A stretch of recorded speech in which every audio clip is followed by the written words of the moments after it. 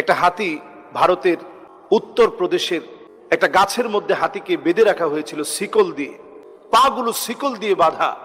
হাতিটার চোখের সামনে যখন একটা মসজিদ বেশি উঠেছে, তার মাহুত কোনোভাবেই তাকে আর বেঁধে রাখতে পারেনি। সেই হাতিটা শিকল ছিঁড়ে আল্লাহর ঘর মসজিদের দিকে দৌড়ানোর জন্য পাগল পড়া হয়ে গেছে। এরপর একটা পর্যায়ে বাধ্য হয়ে তার শিকল যখন খুলে দিয়েছে, অসংখ্য মানুষের সামনে মানুষ তাকিয়েছিল।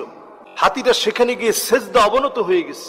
একটা অবুঝ প্রাণী, সে যদি আল্লাহ রাব্বুল আলামিনের ঘরের সামনে গিয়ে সেজদা অবনত হতে পারে, একটু চিন্তা করেন আমার আপনার জন্য এটা থেকে কত বড় একটা বার্তা আছে। একটা অবুঝ প্রাণ, বুঝে না কিছুই, সে যদি সেজদা অবনত হতে পারে, তাহলে আমার আপনার দায়িত্ব কত বেশি।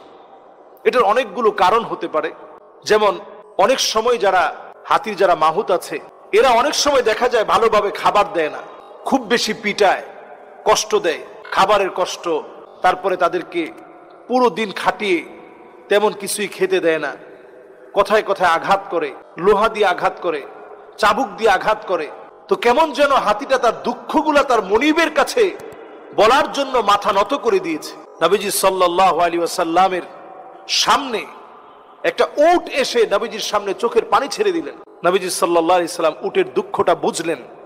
আল্লাহর নবী সাল্লাল্লাহু আলাইহি ওয়াসাল্লাম বললেন, এই উটের দায়িত্বে কে আছো তুমি? একজন সাহাবী হাত তুললেন, নবীজি আমি আছি। আল্লাহর নবী বললেন, আফালা তাত্তাকিল্লাহ ফি হাযিহিল বাহিমা আল্লাতী মাল্লাকাকাল্লাহু ইয়্যাহ। এই যে উটটাকে তুমি কষ্ট দাও কিন্তু খাবার দাও নাই, এই উট আমার সামনে এসে চোখের পানি ছেড়ে দিয়েছে।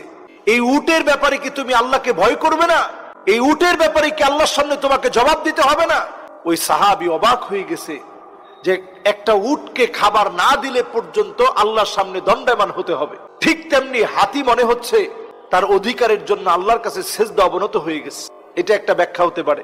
অন্য আরেকটা বিষয় হতে পারে যে কত লোক হাতির পূজা করতেছে, অথচ হাতি দেখিয়ে দিল হাতি পূজা পাওয়ার কেউ না, বরং হাতিও সেজদা করে মালিকুল আমলাক আল্লাহ রাব্বুল আলামিনকে। ভারতের এই উত্তর প্রদেশের এই হাতি সারা বিশ্বের জন্য একটা ভাইরাল হওয়া এমন একটি ইস্যু হয়ে গেছে, সবাই এটা নিয়ে কথা বলছে। সত্যি এটি আরেকটা বার প্রমাণ করে দিয়েছে এই পৃথিবীতে একজনই সেজদা পাওয়ার যোগ্য, তিনি হচ্ছেন আল্লাহ সুবহানাহু ওয়া তাআলা।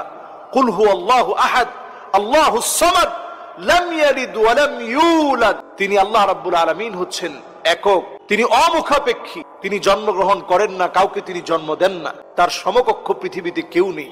অন্যান্য ধর্মগ্রন্থগুলো বারবার এই কথা প্রচার করলেও